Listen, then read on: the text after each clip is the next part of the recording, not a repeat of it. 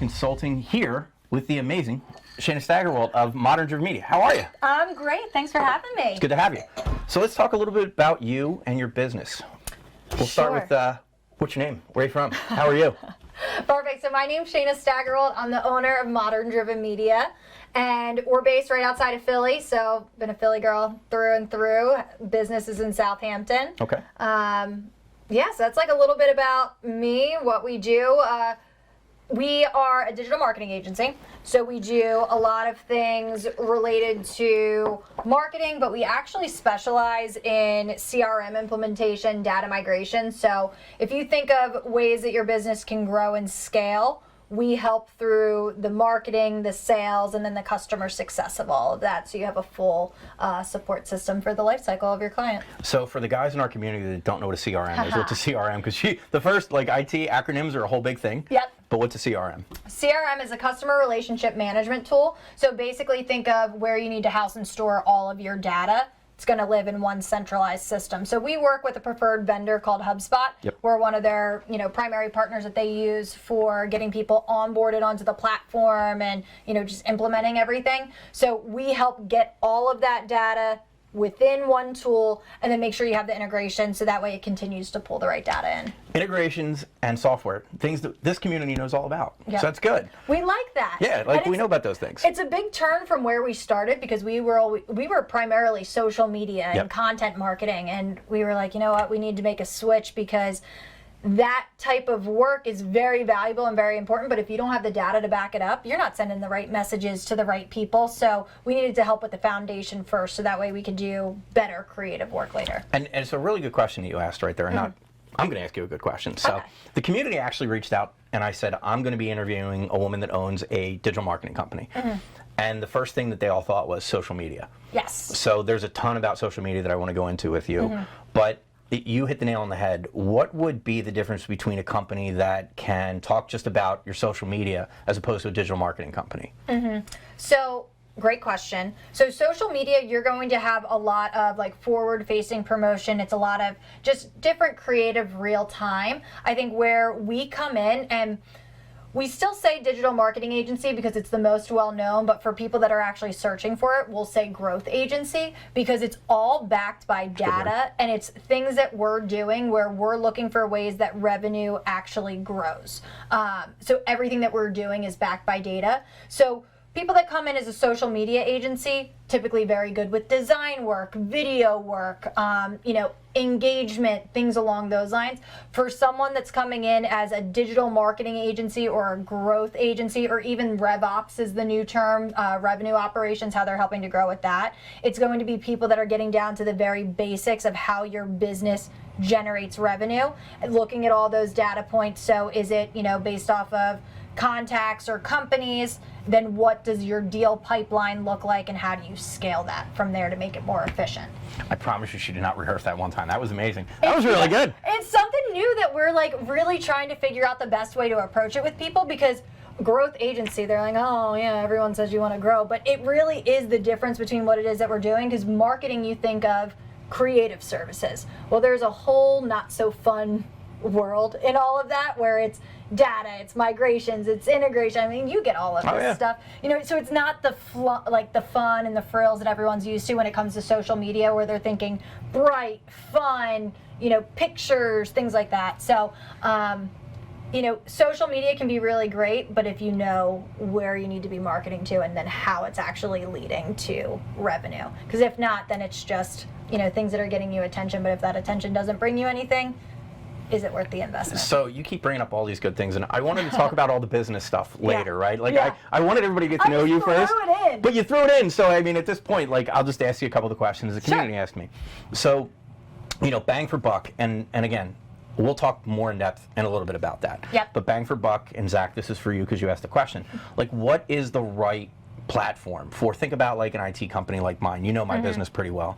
Like, is it an Instagram? Is it a Facebook? Is it a LinkedIn? Is it a TikTok? Like, what is the best bang? If I were to say to you, Shana, here's X amount of dollars, what is the best place to spend that on? So it's going to be different for every company, which I know is not the answer that most people It's exactly the answer I wanted to tell the community. It's not the answer people want to hear, but it's really going to depend on where your audience is. So if we're working, perfect example, we have a software company that we're working with. Their audience, because they're small business owners, they're on Facebook and they're active on Facebook. So I'm like, hey, throw a bunch of your money into there because that's where your audience is. Now we have other clients that are, they do real estate investments, right? LinkedIn, that's where you're going to want to be. So it really depends on where your audience is. The other thing that I think is super important, there's, a lot of talks where it's like you need to be everywhere. I think it's important for the places that you can own real estate to have real estate, but you don't need to be doing everything to, make everyone happy. If you don't have an audience on Twitter, don't spend your money and your resources on Twitter. Double down on what like the platform that your audience is on, like make best use of that. And then when you feel comfortable, it's hard enough being able to produce content day in and day out. Don't produce content for 5 different platforms if you don't even have the capacity to do it for one. Get really good at one thing, then add on as need be. That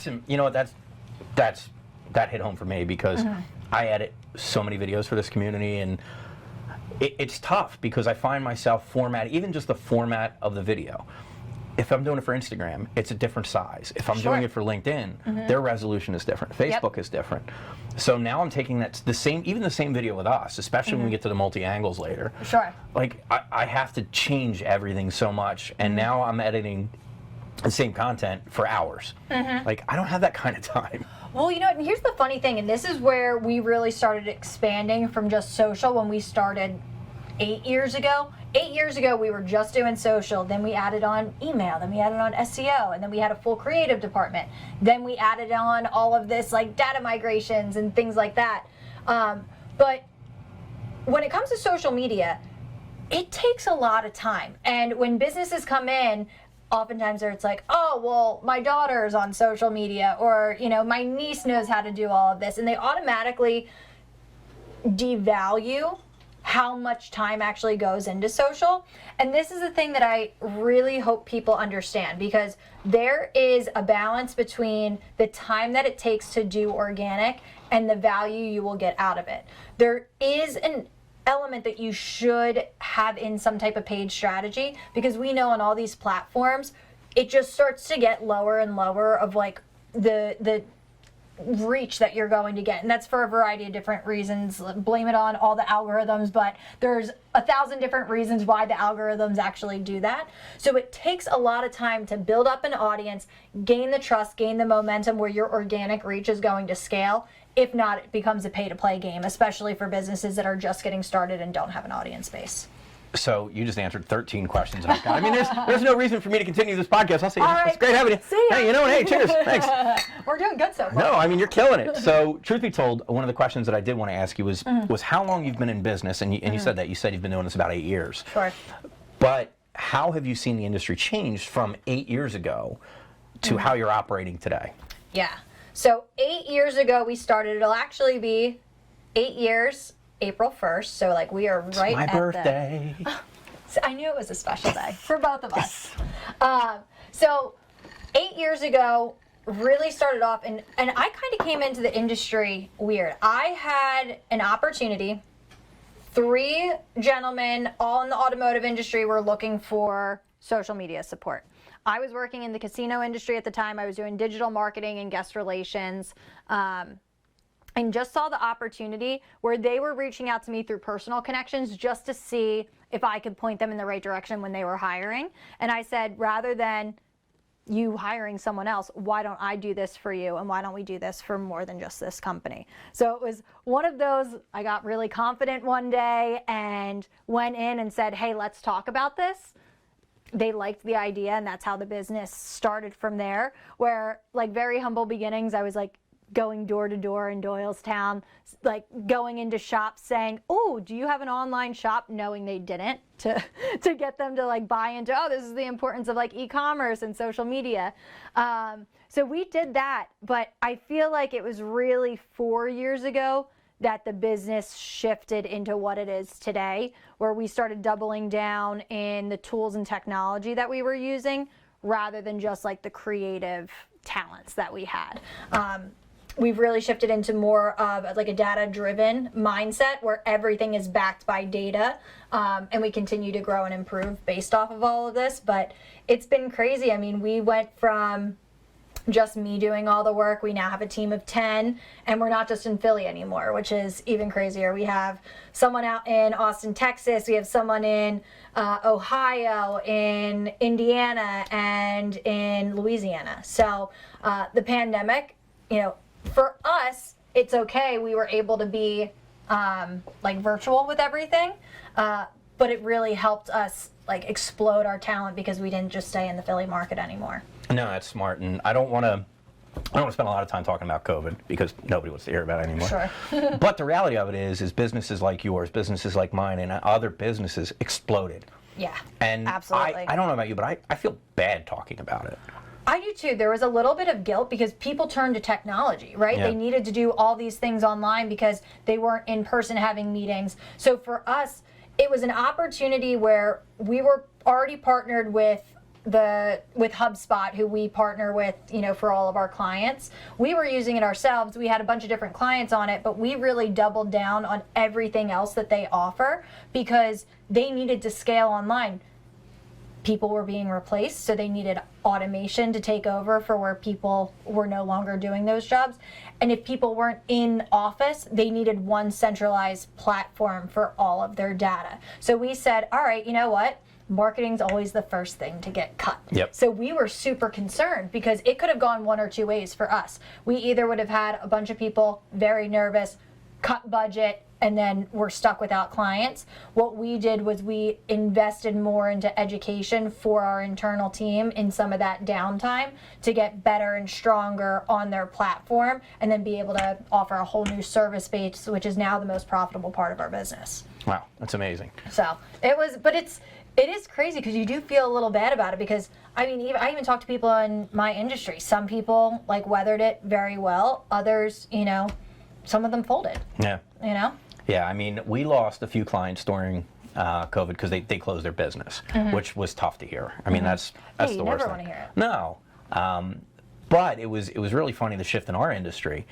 All the people that I sold solutions to 5 years ago, 10 years ago that said, Ray, this is stupid. Like, I always build businesses to work in the cloud, always. We don't sell people servers anymore. We don't sell people on-prem equipment anymore. It's silly. Yep. You need to build your businesses to be able to be on the cloud. Sure. I said that 10 years ago, and nobody was buying it. And it's amazing now, the entire shift is nobody is putting infrastructure in buildings, unless they're huge organizations, Sure. right? But we're just putting back-end infrastructure in place so that they can get to the cloud at this point. So it's a complete different change. It's interesting. You also said something a couple minutes ago that I wanted to touch on. So you said you were door knocking in Doylestown. Oh, yes. That sucks. There's nothing worse than door knocking. You know, that's how I learned cold calling. I was going to say, that's the other thing that's the worst thing in the world is cold calling. And nobody wants to. Guess what you're going to be doing, Sean? Cold calling. We're going to teach you that fun skill. That's going to be the second part of the demo. Yeah, Right. we're going to teach cold calling to everybody that's listening. And Sean's left. We don't have a producer anymore. No, but we just had a call last week. We had a meeting entirely focused on how do you obtain new business. And people were all about the knocking on doors. But part of that was people didn't understand how to knock on doors. And you said something that was key, and I want to talk about that. You said you went to a business knowing that they didn't have your offering. I think that's key, because that's smart. So now you're already going in there knowing about their business. Sure. You're knowing about the things that they're lacking, and you're offering them a solution before they even knew they needed it. So how did you do that research? What made you think this is what I should be doing? So, one, in full transparency, it was out of fear. I was like, I didn't know what to say if I was just going up cold calling different people. So I did my research because I wanted to know what I was getting myself into and how I could prepare. But, you know, that was 8 years ago. Everything I've learned up till this point, you know, the phrase always be selling. It's really always be helping. The best thing that I do in my day-to-day is I'm a problem solver. So as a strategist, as someone who is running an agency, but also providing strategy to our clients, day in and day out, I need to be looking at challenges and providing new creative ways to solve those challenges. So every conversation that I have, I really look at as, what new can I provide? Like, how can I be helpful? How can I be resourceful? And that's what really people relate to, I think. And we've had a lot of instances, especially as a growing organization, you know, oh, you know what, we went with the larger agency or the agency that was more established because they have double the size of your team,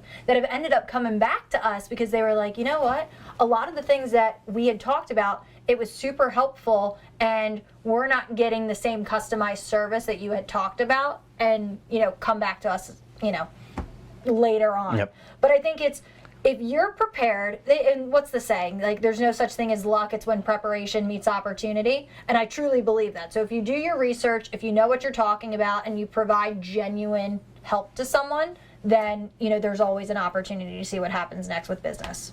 So that is literally what this community preaches all the time. It's like, just be informative, be helpful, be informative, like share out everything that you know. And at some point somebody's going to be like, you know what, I watched a podcast with Shana or with Ray, or I saw a YouTube video that somebody did, or I saw an Instagram post where this guy did this incredible work. I trust him. I don't even know him, but I trust him. And I see the quality of his work. I see he's dedicated. I see she's dedicated. I see she knows her stuff. I'm just going to reach out. And selling, and we talk about it all the time, people don't buy from people they don't know. People buy from people they know and they trust. Exactly. I mean, unless they're buying a pair of shoes and you don't know who made them. But, I mean, at the end of the day, you buy from people that you trust. And I think that's key.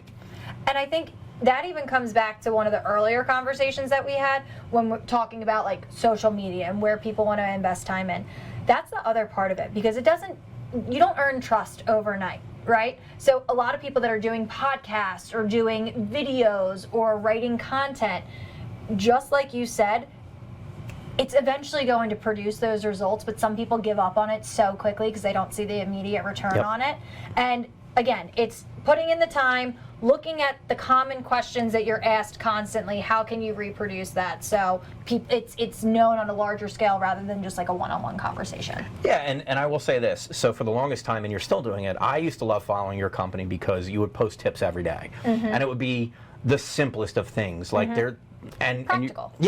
It's like, you know, do this once every day, or hey, what is your favorite thing? Just stay engaged with people. And you would say that all the time. And we took it to heart, and we started using some of the techniques that your company shared. Again, you did it for free. You posted those things and we followed it, and you know, it was a slow growth, but now you start seeing you've got more followers, you got more people paying attention. But you're right, unless you're one of these very fortunate people who explodes overnight because they made a video of a cat waving. Like, which is crazy. That's an anomaly. Some of the the viral stuff, you're like, how did that happen? Must be nice. But you know, like, you can gain that notoriety overnight, but normally that's the rarity, right? So when you see that steady growth, I think that's a real good marker for people to know that you're doing the right thing, or for you to know that you're doing the right thing. So let's just say that a customer does come to you and say, hey, look, you know, there was this one person I saw, overnight success, has, you know, 10 million followers on any one given platform. They want you to repeat that or replicate that. What is your advice to them? Like, or how do you even respond to that? Because we all know it's a fluke. Yes. So one, it would be, what type of content are we going to create? Because people think it's like, oh, they post one thing and then they're going to be viral overnight. Like, they're content creators. So one, what can we produce that's going to be worth going viral? But the other thing is, so many businesses that we work with, they're not looking to reach the masses, right? They're not a Nike that can provide shoes to anyone, right? They have a very specific target audience. So it goes back to, all right, so if we had 10 million people find this, are 10 million people like worth your while? Or if we look at a very segmented group of, you know, 1,000 businesses that we can get in front of, is that a little bit more worthwhile? Because I feel like a lot of people get confused the difference between reach and then the difference between conversions and what revenue opportunity is. Another thing, it's like, I say it all the time to the guys in the group. I think LinkedIn, for what we do, is a better metric than a Facebook and Instagram and TikTok. Sure. Like, they're great platforms for pictures and for people that want to see the work that we have done. But in my world, and you can tell me if I'm wrong, please tell me if I'm wrong. Yeah. Like, if I post something on LinkedIn, an article or a video that we did or any of the work that we've done, if I get 10 likes on that, or I get 10 reshares on that, that means more to me than something we did on Facebook that gets like 100 likes and 100 reshares. Because in my world, I'm now targeting the people that I really want to focus on. Sure. As opposed to Facebook that, like, somebody might have saw it and like, oh man, that thing Ray did was cool, I just shared it out. Sure. Not even understanding what it was that I did. They're like, oh, he had a dog in the video, let's just post that out. Yeah, we like the dog. Yeah, why do you think I post them everywhere, you know? Well, and I Nobody think cares about me. It's like a really interesting thing because, and now my creative people might want to slap me after I say this, but there is also something important to understanding okay, here's what you need to do on social media just to have a presence versus this is what you need on social media to have an impact, because they're two very different things. And I'll even say, you know, LinkedIn for me, right? I'm looking to connect with, you know, different people within organizations, typically that are in charge of operations, or they're a sales director, or they're a marketing director, and get them information so that way they can make decisions on how to take their next best steps. When they're on Instagram, they're not necessarily looking to do business. So LinkedIn for me is much better. But then even more so than that, you know, there are, like, perfect example is Facebook groups. Yep. There is a whole partner community for HubSpot users that just by me going in and making comments to people's questions, that's not something that's necessarily visible on your, you know, Facebook page for everyone to see, but that impact, people are going to be like, oh, she works at Modern Driven Media, let's see what they have, and then you have all of, like, the support to back you up that you know what you're talking about. So I think there's like two very different things. For those people who want to go viral, have a big community, have a big audience, and that audience is broad enough to get them the business that they need, by all means, great. It doesn't happen overnight. These people who go viral, if you go and look at their profiles, it's probably because they have 1,000 posts before and this is just the one that hit. And virality, it's all subjective. Agreed. You know what I mean? There's so many different factors that go into it. And think of the things that go viral nowadays. It's like stupid stuff. I don't know if I can curse on here. So you can say whatever you want to say on here. It's you know what I mean? But I say stupid shit all the time. But it's like a crazy cat video, you know, going wild, or someone getting hurt. Is that anything to do with your business? Probably not. So you have to get a little bit more creative, and you need to look at what viral means to your business, because viral may mean, hey, I have a very target group of about 2,500 people that can actually get value from my offering. I want to go viral in that community. Those numbers look very different than if you're going viral to the masses. So it's one thing to consider. That was a very long-winded answer for who wants to go viral, but I get really heated about it. Well, no, but it's an important topic because, you know, we're trying to grow technology worldwide. Sure. And there have been some real discussions, and I can appreciate them. I'm looking at all of you guys that have argued with me about how we grow the community and why we should grow the community and should we grow the community and what benefit do we have to having 1,000 members versus 100 members, having 10,000 people follow us on Instagram, Facebook, TikTok, whatever it may be, versus just having the solid group of individuals that really are a part of what we're doing. And I always echo with, if we post something or we do something that maybe would not have gotten to somebody otherwise, then I think it's a victory. It's a win. Yes. And I think that's important. I mean, at the end of the day, are we going to bring more people in the community, you know, by posting pictures of our work? Maybe. But maybe we bring more people into the community by posting things about the charity work that we do, or maybe about things that are important to us. I think me, completely wrong, that's why I have you here. I think there is a real important personal aspect to social media. 1,000%. People need to know who you are as well as what you're trying to promote and be a part of. And I think that people have to get more creative with how they tell that story. Absolutely. Well, and so this is a way bigger kind of topic than all of that, because I do think social media is a very personal aspect. And then you get into these large organizations, and that how do they bring that personal into social from a large organization? This is something that, I've kind of had internal debates with myself over and over and over again, because I truly believe people buy from people, right? We talked about it before. Yep. People buy from people that they know, they like, and they trust. So I do all the sales for Modern, right? So there is sometimes this impression that, people that I'm working with have, that because I sold them, I'm going to be the one that they're then dealing with for the remainder of, the existence of their partnership with Modern. I get that. And I have a lot of respect for that, because I'm coming in, I'm pitching the strategies.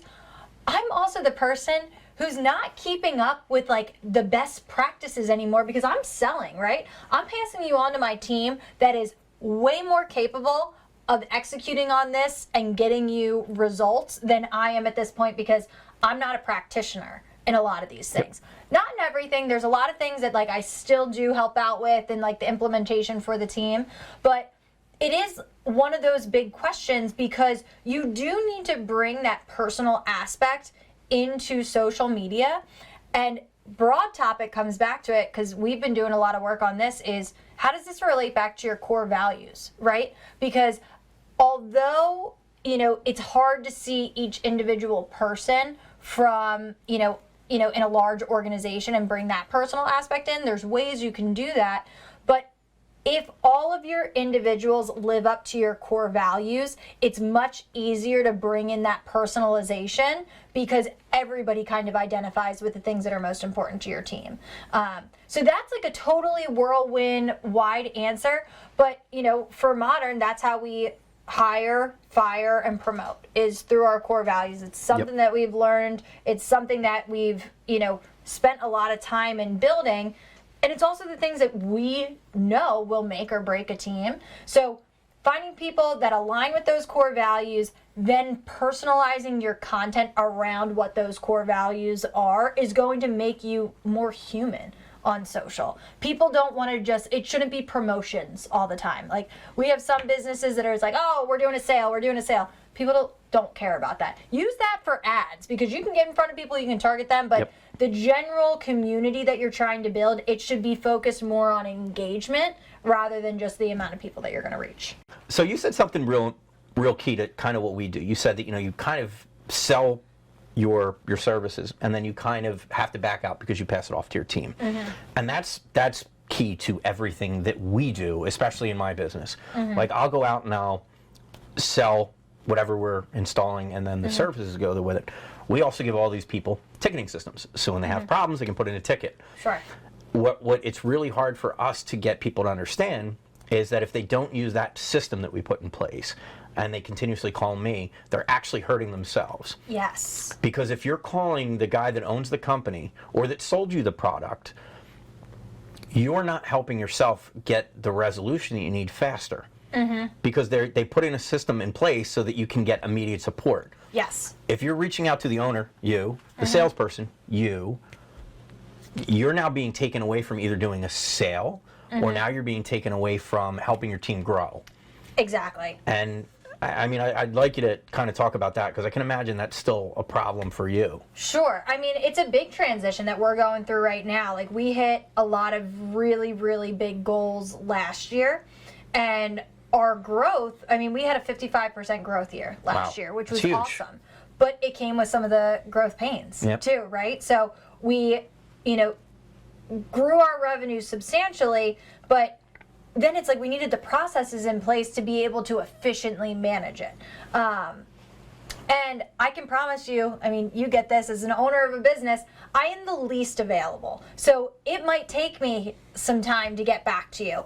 But more importantly than that, we're setting you up just like you are. We're setting you up systems to help you succeed. Yep. And you just need to, take in that trust to let the process work like it's supposed to. Sixer said it, trust the process. Exactly, trust the process, right? Bringing it all back to Philly thing.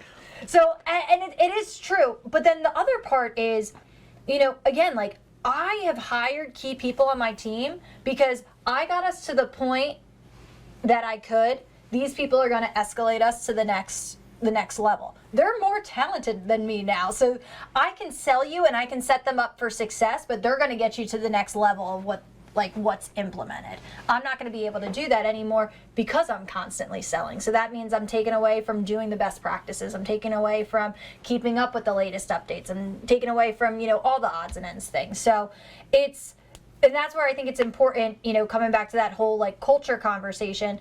If I have the same type of people and they interact with clients the same way and they hold the same values to the same standards, then typically that transition is much easier and they're like, wow, we just have a wonderful group to work with. And at the end of the day, it's all about relationships to me. That's the main thing in business. It's the thing that excites me the most is day in and day out, I get to work with my team, I get to work with our clients, I get to work with our partners, and those relationships, those conversations that we have, those are what excite me the most. So we're always, and especially as a small agency, I still have my hand in everything to an extent. As we grow, it becomes a little bit, more distant, but that's still a reputation that you have. And as the owner of a business, you're always going to take that to heart. So you're going to put your clients in the hands of people that you trust yourself. Yeah. And you hit the nail on the head, and Sean's here, so I'll give him a little pat on the butt because he likes those. He needs those every once in a while. But no, it's truth be told, and I tell it to people all the time, and I jokingly say it to my clients that still call my cell phone. I'm like, I hired a guy that can talk to you, and you're going to like him way more than me. Heads up, you guys hate me because I'm mean and I'm rude. I'm not mean and rude, but I'm direct. And Sean has actually told quite a few of my clients that before. They're like, we called Ray and he didn't respond, or we called Ray and, he directed us at, you, or why did Ray say the thing that he did? And Ray is really direct because Ray is really busy. If you call me like you're supposed to, you're never going to have that problem anymore, and I'll take care of your issues. Sure. So, kudos to you, kid. You're doing great. It's true. I mean, you build the people that are going to live up to the brand. As the owner, you create the vision and you set the standard, and then you allow everybody to surpass what you're able to do from an actual production standpoint. Yep.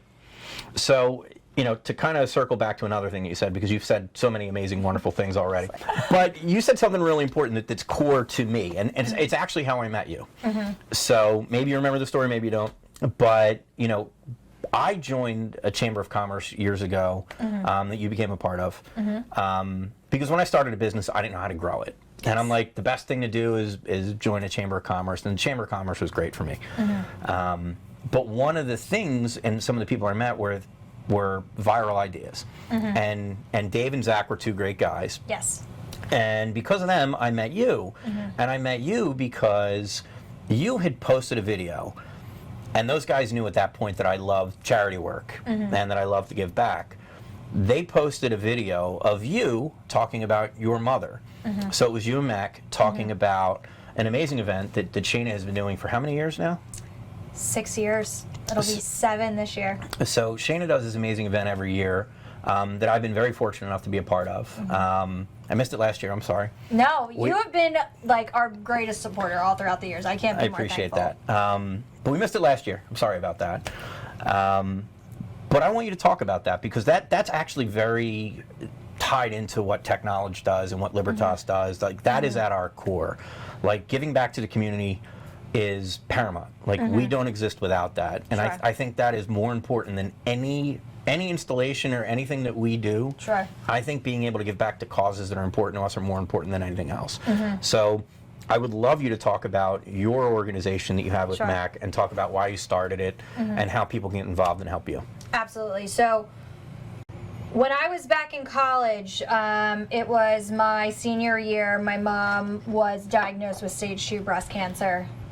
She's doing very well now, very, very grateful. And Mac had a very similar story. And we had connected. He's also another agency owner in the Philadelphia region. We had connected, just like we all connected through the Chamber, we connected through some mutual networking groups in the city. And, got to talking. We have birthdays that are 2 weeks apart from one another. And we're like, you know what? We should really look to do something around this time. Both of our birthdays are in September, going into Breast Cancer Awareness Month of October, and do something for our moms. We have a large enough pool with all the networks that we have enough friends. Let's get people together to support an organization the organization we chose was breastcancer.org, which isn't as well known as like something like Susan G. Komen and everything, but supports a cause that impacts way more people than we give credit to, at some extent. Okay. So we started that. It'll be going on our 7th year this year in October.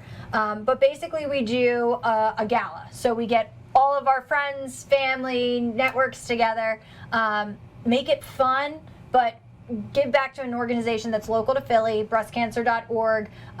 They are a local nonprofit, but they help people worldwide. Ironically enough, similar to what it is that we're talking about with expanding our networks, online, they, different from like a Susan G. Komen, which does a lot of like research and development and different things like that, they help people that have breast cancer understand what it is that they're going through, provide them resources, and provide their family resources. So it's people that actively have breast cancer that need to know what their next steps are. They have a full online community, they have a whole like support system online, and are able to direct people to take the next best steps. And it was something that we felt really, impacted by, because when our moms were going through it, they didn't know what to do. They were the first in their family. They didn't necessarily have people to go to, and they felt alone. And I remember, with my mom, the night I found out, I just happened to be home from school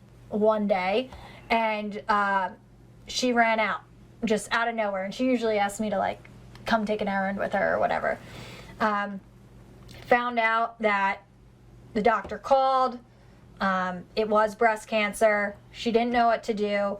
And, while my sister, myself, my dad were there for her, she was like, you don't understand what I'm going through. Breastcancer.org puts you in contact with people that know exactly what you're going through and the right resources. So it's been great. And I mean, people like you have been supporting us for how many years now? And, so as much as it's a fun night where we all get to enjoy each other's company, we have raffles, we have DJs, we have, everything along those lines, the impact that we're able to make to a local organization that we see help people directly dealing with it right now is, so rewarding. Yeah, and I don't know that, I'm sure I would have met you at some point in time. We kind of had the same circles, at least all the networking groups that we did. But it was only a matter of time. No, it was a matter of time. And it was like just watching your mom on that video was just like, I think that's how I reached out to you. I'm like, I love your mom. How can I support? Oh, by the way, we don't know each other, but how can I support you? Yeah. Dave and Zach talk, great things about you. I've seen like I was on a really good podcast a couple weeks back. A gentleman's name is Chuck Bowser. Chuck, I'm giving you a little shout out here. You can send me a check. But we talked about how you have this responsibility to your community. It was really, and I you know me, I connect people. I need to connect you too, because his entire world is built upon that and the amazing work that he does otherwise. But like the podcast was really good, and we talked a lot about how he gives back, about how we give back, and things like that. And it really all ties together. Like you do work with people that you trust and that you really care about. And I know that your business is as successful it is because you are the kind of person that gives back and your clients can trust because you're doing all these wonderful, amazing things. And I don't think anybody can do these wonderful, amazing things without running really successful businesses, because you need those successful businesses to do the things, and they kind of fuel each other. 1,000%. It's like I feel like I work as hard as I do to be able to do the things that I do. And it's an interesting concept that if you take a step back and you think about it, it's like so many people work so hard to get rich. How often does that work? Like almost never. Some people get lucky and they make it big, but if you work to do good for others, it seems like it comes back around. It does. It's like this karma thing that most people don't believe in, that maybe I do or don't. I don't know. But it does come back around. I agree with that. I feel like as a business owner, and especially someone who's successful in the business, you have this opportunity which a lot of people don't have. So if you're able to pay it forward, with organizations you stand by, organizations that you identify with, charities that you hope to support, it all comes back around because you're in the position to be able to help and to be able to motivate others. So whether it's like a financial donation or just like spreading your network out to let them know, hey, this is what's going on and this is how you can help. I completely agree. You level up in a responsibility that you take not only for owning a business, but within your community as well. And honestly, I don't want to steal your thunder on there, but literally that's the entirety of what we're trying to build with TechKnowledge. And that was a big part why I wanted you here. I mean, the things that you're doing are amazing to begin with, but your business has so many things that are so similar to our business. Yes. Like, people don't understand. It doesn't matter if you are in one facet of technology or another. We all are kind of doing the same thing, maybe in different ways. Yep. But we're all building things together, and without each other, we're never going to grow. Exactly. And I always say too, like, this has been something that's come to light a lot as we've grown as an agency. We're a 10-person team, so we're not great at everything, and we have a lot of partners that we'll work with. And when you're able to find like-minded people and you're able to do good work together, high tide rises all. Yep. I am a firm believer of that. I've always believed that. And if we're not capable of doing something at the level that you want it done, find the partners. And you're going to find them in all different ways. Whether it's the relationships that you have, whether it's the joint projects that you've worked on, whether it's your community, you can do a lot more when you bring people together working at the same goal. That was amazing. Being a creative person that you are, did you grow up with the Crayola box, right? The big 48 Crayola box. Yes. With the sharpener in the back. I don't know how to answer this question. I don't think anybody knows that. Why did you ask me to ask her that question? I don't know. Honestly, no. Okay, we me made neither. use with what we had. Okay. The lucky people had this. Yeah, the lucky people. But what is the... I don't know how to answer that. I don't know if this is a trick question or not. I'm setting myself up for failure. Nope, don't want it. So I'm going to plead the fifth on this one. Okay, good. Okay. Fifth on this one. So, what are the biggest mistakes then? Now let's get some questions that make sense. Okay, I'm ready. Makes sense. What are the biggest mistakes that people tend to make when they do their own advertising or digital marketing? So I would say there's two main things that come to mind. They give up too fast because they're looking for immediate results and don't put in the time and effort. So that is one thing. People are so quick to make changes or to say this doesn't work. There's time, there's effort, there's momentum that needs to go into it. So that's number one. And number two, I would say, is people give out messages that they want to tell rather than what people want to hear. So always have your audience in mind and think about what it is that they want to hear, what they want to know, rather than what it is you want to tell them, because that'll fall on deaf ears and won't necessarily resonate. That makes a lot of sense. Talking about saying things that they want to hear and showing and being portrayed the vision that they want to share. Like, how do you feel about all press being good press? So that one's always a tricky one. I think all press is good press because when it's all about how your business reacts to something, good or bad press. That will say way more about your business and speak a lot more to how you're going to be able to manage difficult situations if it's bad press. So I do think all press has the opportunity to be good press as long as you're prepared and handle it well. Okay, that was easy and direct. So, but I guess to that point, do you feel like the way that a business responds to something talks a lot about who they are, or do you think maybe a lot of it is like what they call lip service, if anybody remembers what that means? Yes. So that's actually a really good point. I do think reactions will say a lot about it because you can also tell when it's canned, right? Like you can tell when it's a canned response. You can also tell when, all right, so let's say we're talking about like reviews, right? Okay. There's people that get defensive.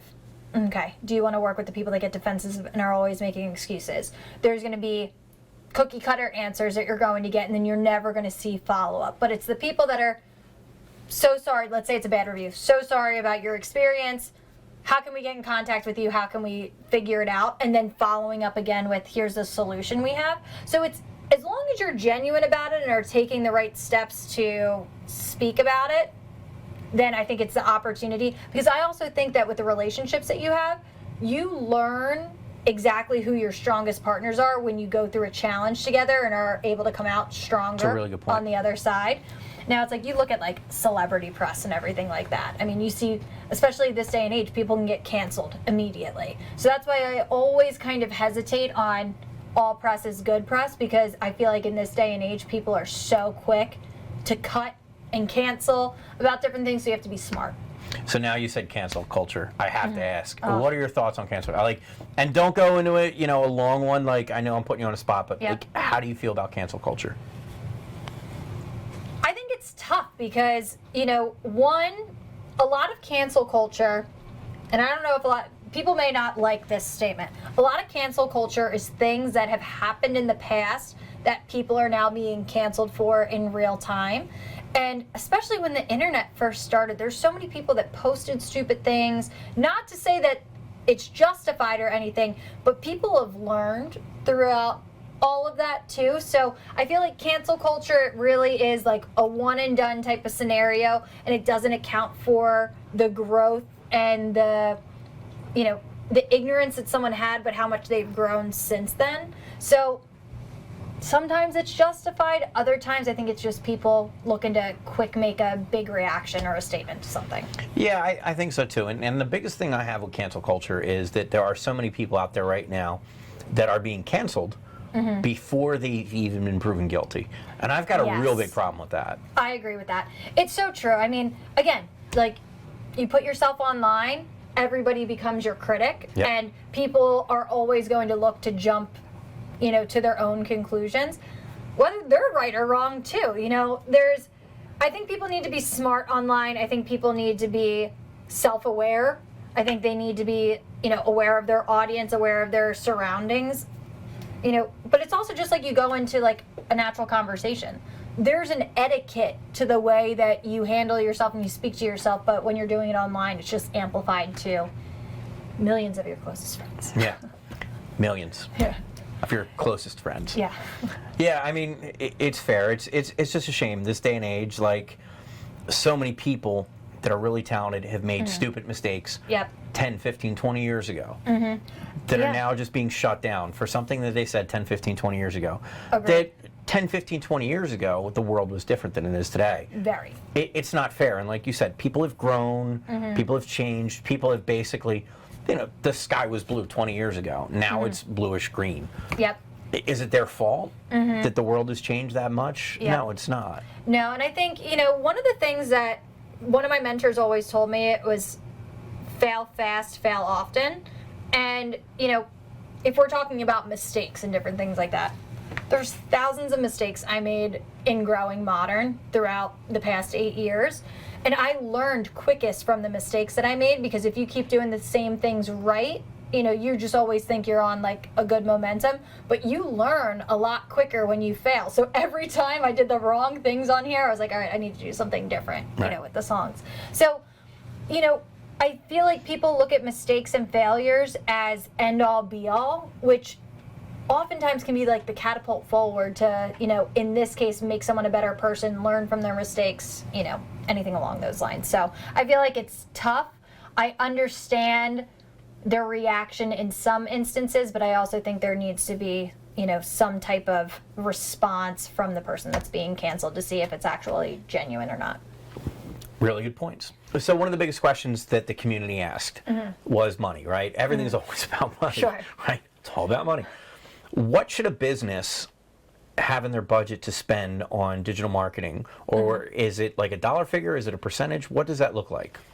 So it's always going to depend on what your goals are. If you're saying you want to double the business, you have to have a budget that's going to allow for double of the business.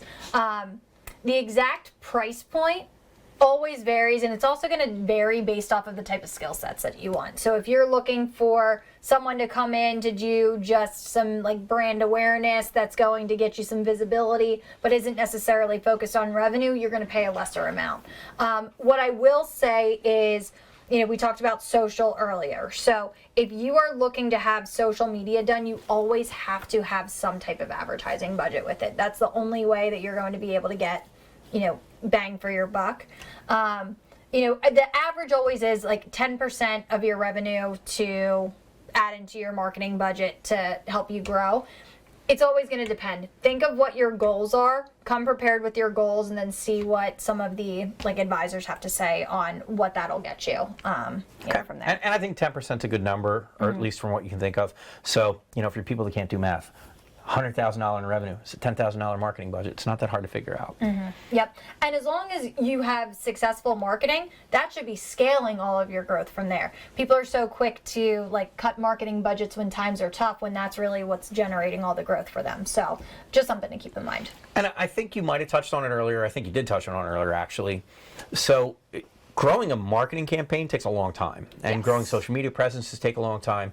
So if someone were to say to you, Shane, if I give you, again, we're going to go with the 10% number, $10,000 a month, or $10,000 a year, whatever that number may be, how long should it take for you to see results on those before you start getting crazy? That's always a great question. So you will be able to start seeing signs of results early. When it comes to digital, if you have an advertising campaign that's up, you should start to see clicks soon. Conversions maybe after 2 weeks, once you start to build up. But most important thing is you always have to be looking at the numbers. What's nice about everything that we do digital is, you think of a billboard in the past. You planned out the billboard was up until the billboard came down. There was no adjustments to it at all.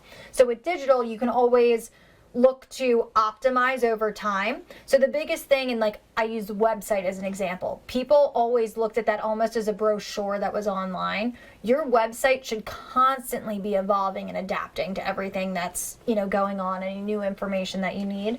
So keep an eye on the data and look to do optimizations. There's some people that do optimizations, daily for what it is. You should be doing them every week or so to always improve on what it is that you can do next. Just let your data make your decisions. That's what we say. Data drives all of our decisions. I know I asked you this a long time ago, way before this whole podcast thing. So I see weird ways to advertise. So you've got billboards. You've got digital billboards. You have those crazy trucks that drive around with the digital billboard screens. You've got social media. What do you think are some of the best ways? Again, I'm sure it's dependent upon your business, but what are you seeing as some of the best ways to get your message out there? So I'm going to kind of throw you a curveball here, because rather than looking at the specific tactic of getting your message out, I would say double down on what your message or your offer or your piece of knowledge out there. Determine what that is first, then look at all the ways that you can distribute that, because the distribution isn't that hard. It's when people look at social media and email marketing and website all as separate platforms with separate strategies, that's when your message is going to fall flat. If you're going to say, for a marketing agency, we're going to put out the top 10 ways to optimize your website for 2023. Well, we can do that on social. We can then send an email out to our audience base there. We can do an ad campaign for it, but it's the consistency that's really going to drive everything home. So rather than trying to figure out, I need to double down in one area or another, figure out what your message is and everything that you want to encompass with that. Then determine, these are the different platforms we have right now that we can get it out on. Perfect. That all makes perfect sense. How can we, as business owners, come to you and be a better customer? What do you look for in a customer, and what things can we bring you if we're thinking about looking at, digital marketing? What can we bring to you to make it easier for you? Sure. So I think transparency is key right from the start. You need to come prepared to tell us with where you currently stand. A lot of people are hesitant with that because they feel like if they say their annual revenue, we're going to, determine what our pricing is because of that, which isn't the case. We just need to understand where you are in order to make goals that we're all aligned with and all hold each other accountable with. So there is an element of transparency that needs to happen from the start, because if I'm coming in and pitching you a strategy that's going to dictate the next 12 months of working together, I need to come in from an even playing ground and not making assumptions, not having numbers wildly off. So transparency is key. I would also say 2 other main components. It's going to be patience. So like we had talked about, some things don't happen overnight and we need to build up momentum. So as long as we have a strong relationship, you know, we'll be able to give you the expectations that you need for all of these things, but it is going to require some patience because it doesn't happen overnight. We have to build the strategy, we have to create the content, and then we have to, you know, execute on the campaigns. And then finally is going to be collaboration. At the end of the day, when it comes to marketing, our clients know their industry and their clients best, and we're only going to be able to like extract that based off of the conversations that we have. So if we don't have that type of communication and we don't look at it as a partnership, then it's going to fall flat because there's always things that the client's going to know best, especially if we're not day-to-day in their business. Okay. So I think you've given our community a ton of things to pay attention to think about, and I can't thank you enough for your time. It's always good to talk to you. Any last words that you want to leave to the community about anything they should be thinking about, anything over and above, or anything you just want to remind them of one more time before we call it quits? I would just say be consistent, have some patience knowing that these things don't happen overnight, and always be thinking of your customer. If you keep those 3 things in mind, that's what's going to put you ahead of most other businesses, and actually have something that resonates. I like it. Where can people find your business online? So if you want to go to www.moderndrivenmedia.com, that's where you can find us, but we're also on Facebook, Instagram, LinkedIn. You can connect with me directly on LinkedIn, and like I said, you know, it's always happy to help, so if I can answer any questions, I'm more than happy to do so. Website's going to be down here. I'm pretty sure that's where they are. Where can we actually find information about your fundraising campaigns? Sure. So our fundraiser is called TaTa for now, so you can find us on social media. If you check out Facebook, we have all pictures of our last events. Really great. And then upcoming sometime soon, probably in the spring, we're going to have more information about our 2023 event. Perfect. It's amazing. Thank you again so much for coming out, spending time with us. It's been a good time. This has been a blast. Okay. Well, we'll see you again on the next one. Yeah, perfect. Let's go. I'll be back. See you guys.